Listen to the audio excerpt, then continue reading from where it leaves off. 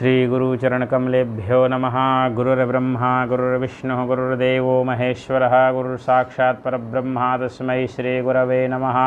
नमस्कार मित्रों, मैं पंडित रजनीश आचार्य। आप सभी को ज्ञात होगा कि कल से 7 अक्टूबर से शारदीय नवरात्र प्रारंभ होने वाले हैं और इसमें किस प्रकार से पूजा करना चाहिए व इन 9 दिनों के अंदर किस प्रकार का स्वप्न आता है जो कि माता रानी हमारे घर में आने वाली हैं और क्या संकेत देती हैं हमें स्वप्न के द्वारा, वह हम आज आपको जानकारी देते हैं। मित्रों, कल से जैसे आपको पता है नवरात्र आने वाले हैं, आप पूजन करेंगे, व्रत रहेंगे, कलश स्थापना करेंगे। मित्रों, सर्वप्रथम देखिए, किसी कन्या का हम सम्मान नहीं करते हैं, उसको गलत दृष्टि से देखते हैं और उसके तत्पश्चात हम व्रत भी रख रहे हैं। विशेषकर भाइयों के लिए है, हम व्रत भी रखते हैं और हम किसी गलत स्त्रियों को गलत तरीके से देख रहे हैं, गलत भाव से मित्रों, तो वह आपको व्रत रहने या ना रहने से कोई आपको अच्छा फल नहीं प्राप्त हो सकता। मित्रों, सर्वप्रथम यदि माता रानी की कृपा आप प्राप्त करना चाहते हैं तो सबसे पहले अपनी दृष्टि को सर्वप्रथम अपनी दृष्टि को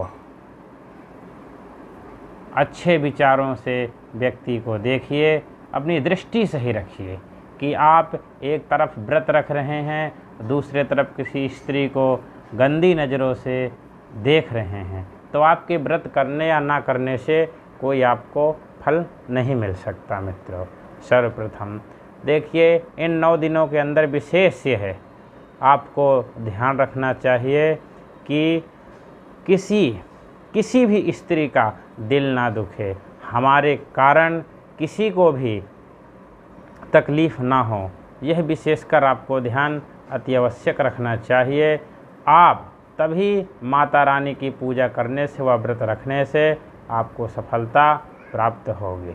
मित्रों, अब मैं आपको बताता हूँ कि स्वप्न में इन 9 दिनों के अंदर, माता रानी के 9 दिनों के अंदर किस प्रकार का यदि स्वप्न आए तो हमें क्या संकेत मिलते हैं। मित्रों, अगर सर्वप्रथम किसी 9 वर्ष की कन्या, 1 वर्ष से लेकर 9 वर्ष की कन्या तक आपको सिक्का दिखाई देते, यदि स्वप्न में दिखाई दे रही है कि 1 वर्ष से लेकर 9 वर्ष के बीच में कन्या यदि स्वप्न में हमको एक सिक्का दे रही है, तो आप मान लीजिए कि माता रानी की आप पर विशेष कृपा बनने वाली है व आपको अचानक कहीं धन की प्राप्ति होने वाली है।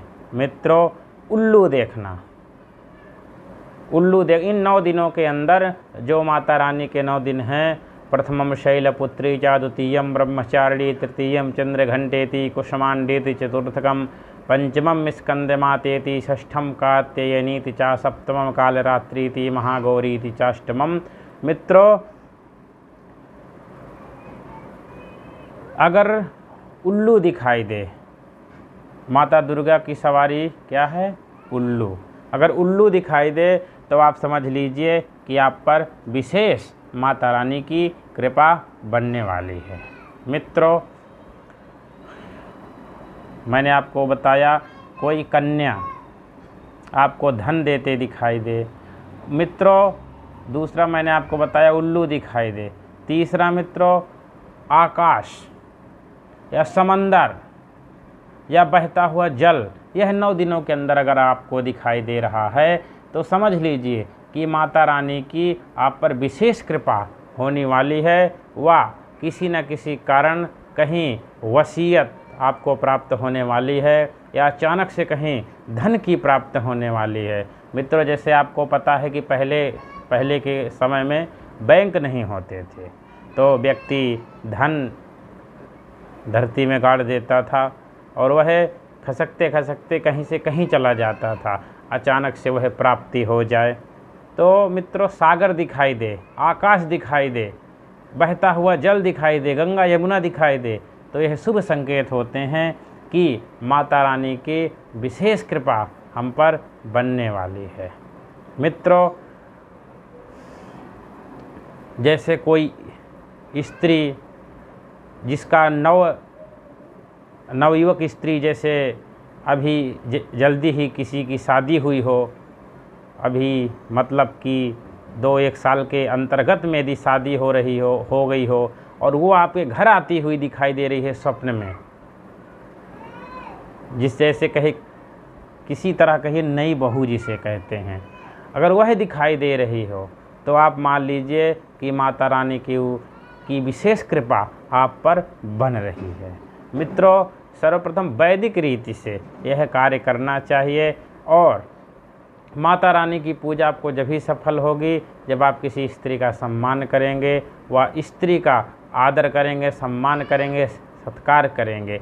अगर आप गलत निगाहों से स्त्रियों को देख रहे हैं, आप व्रत भी रख रहे हैं, तो है आपको अच्छा फल नहीं प्राप्त हो सकता। मित्रों, सर्वप्रथम कन्या पूजन करना चाहिए। मित्रों देखिए, स्त्री इन 9 दिनों के अंदर जितना हो सके आप माताओं को, बहनों को, छोटी बच्चियों को जितना हो सके आप इनकी सेवा कीजिए, इनको खुश रखिए।